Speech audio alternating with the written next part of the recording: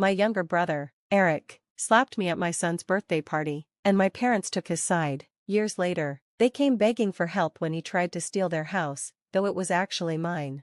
I'm a 35-year-old man, and Eric is 28. Growing up, the favoritism in our family was clear and painful. From the moment Eric was born, my parents treated him like a treasure that needed constant care, while I was just there. I'll never forget my 10th birthday. My parents canceled my party because Eric had a cold, not even a serious one, just a little cold. They couldn't let him feel left out. As we grew older, it only got worse. I was a straight-A student, captain of the debate team, and earned a partial scholarship thanks to my SAT scores, but my parents barely noticed. They were too busy praising Eric for passing his classes with C's and G's. Every parent-teacher meeting was the same. They ignored my achievements and focused on how to help Eric.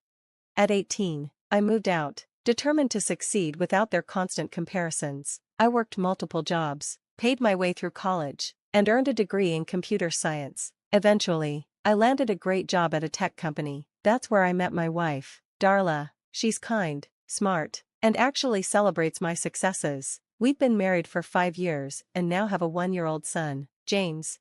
Eric, on the other hand, never moved out. He dropped out of community college after 1 semester, saying it was too stressful. At 28, he still lives with our parents, spending his days playing video games and working part-time at a gaming store. My parents support him completely, paying for his food, bills, car insurance, and even gaming subscriptions. When I once suggested he should try a full-time job, my mom cried, saying I was being too harsh on her sensitive son. Last month, we hosted James's first birthday party at my parents' house. I didn't want to, but they insisted, saying it would mean a lot to Eric to be part of it. I gave in, hoping to keep the peace. The party started off fine. We decorated the backyard, and James was having fun.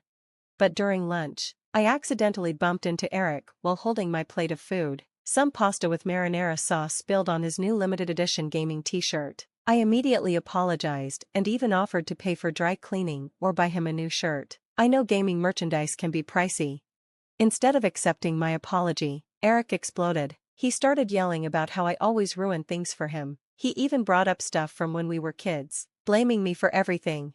Eric accused me of deliberately trying to hurt him, just like when I accidentally broke his gaming console when I was 12 and he was 5. Or when I took the last slice of pizza at his 10th birthday party because I hadn't eaten all day while helping set it up. The whole room went silent as everyone stared at us. Before I could say anything, Eric slapped me hard across the face. The sound echoed through the quiet room. My cheek hurt, but what hurt more was what happened next. My mom rushed over, not to check on me, but to fuss over Eric. She kept asking if his hand was okay from hitting me and if he needed ice. My dad just stood there, arms crossed, looking at me like I was the one at fault. I looked around the room. My wife stood frozen in shock, holding James, who had started crying from all the noise. Some guests avoided eye contact, while others whispered to each other. And there was Eric, being comforted by my mom while I stood there with a stinging cheek. When I finally spoke, I asked my parents if they were really okay with their son being slapped at his own child's birthday party. My mom's response? "You're older, you should know better. Look what you did to his new shirt. You know how much he loves his gaming merchandise. He saved for weeks to buy that."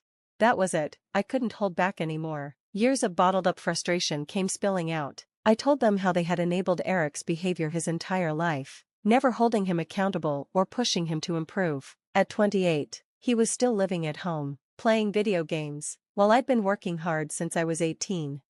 I reminded them how they skipped my college graduation because Eric had a gaming tournament that day, how they barely helped with my wedding because they were worried about Eric feeling left out, how they'd only visited James twice since he was born because Eric was uncomfortable around babies. My dad got angry and told me to leave if I couldn't respect my brother. So, I did just that. I picked up my son, told my wife we were leaving, and walked out. My mom started crying, not because I was leaving, but because look how upset Eric is now.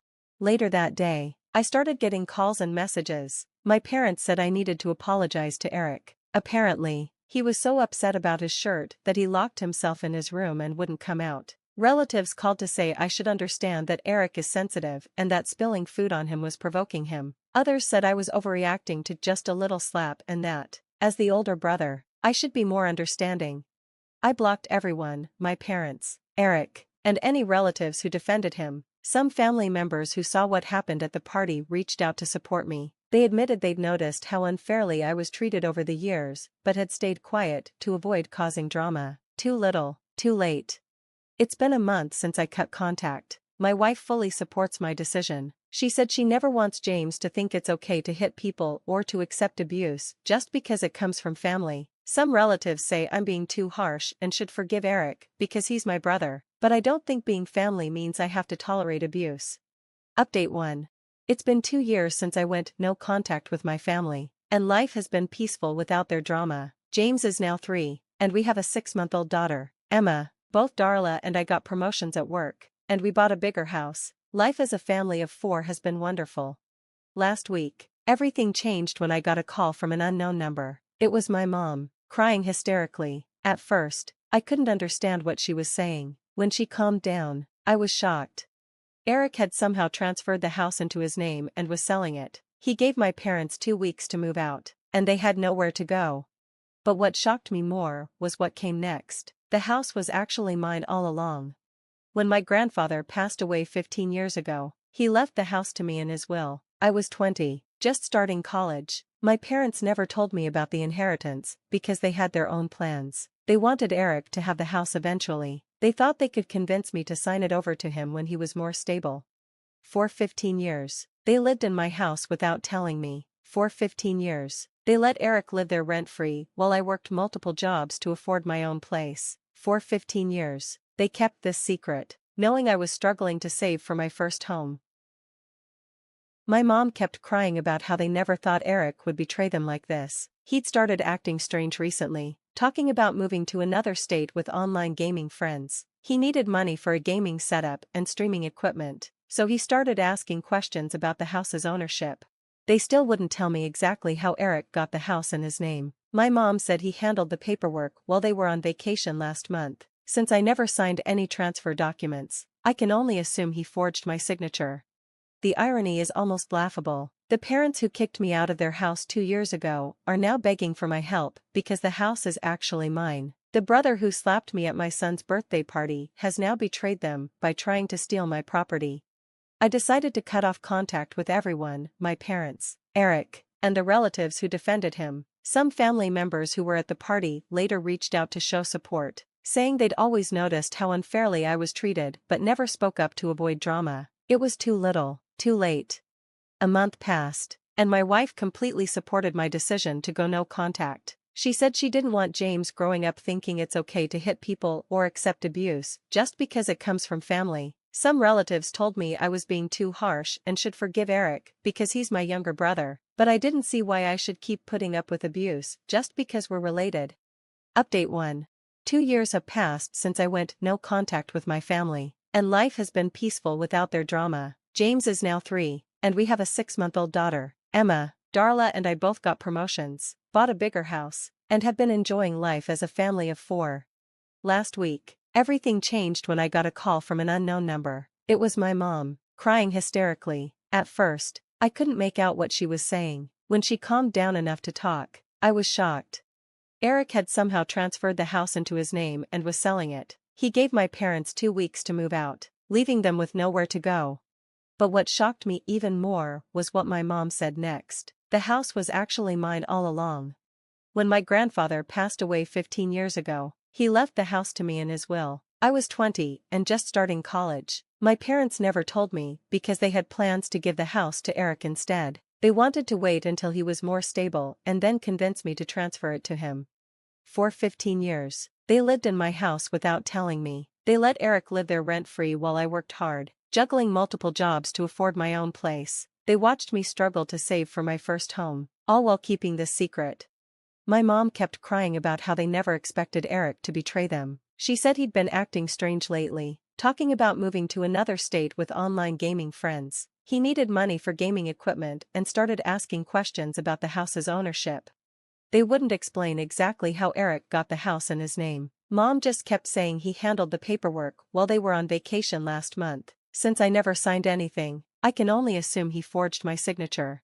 The irony is almost laughable. The same parents who kicked me out of their house 2 years ago are now begging for my help because the house was actually mine. The same brother who slapped me at my son's birthday party has now betrayed them by trying to steal my property. My mom revealed how Eric had tricked them into transferring the house to his name. He told them it was just a formality for a gaming business he was starting and promised to take care of them once he became a successful streamer. They believed him because they wanted to think their son wouldn't betray them. After talking to Darla, I decided to let my parents stay in the house, but with conditions. They must pay rent. It's not market rate since they're on a fixed income, but enough to remind them they're living in my house. They must attend family therapy if they want a relationship with me or my kids. Eric is not allowed in the house without my explicit permission.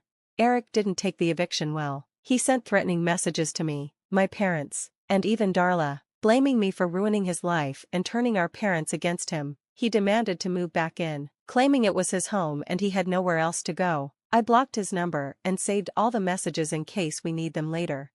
Last I heard, Eric was couchsurfing at friends' houses. His plans to move in with his online gaming friends fell through when they realized he had no money. Some relatives suggested I help him because he's my brother, but I refused. He tried to steal my house, and as far as I'm concerned, he's no longer my brother.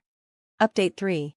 The past 6 months have been interesting. My parents have been paying rent regularly and attending therapy. They're trying to rebuild our relationship, but it's a slow process. Therapy has revealed how their favoritism hurt both Eric and me in different ways.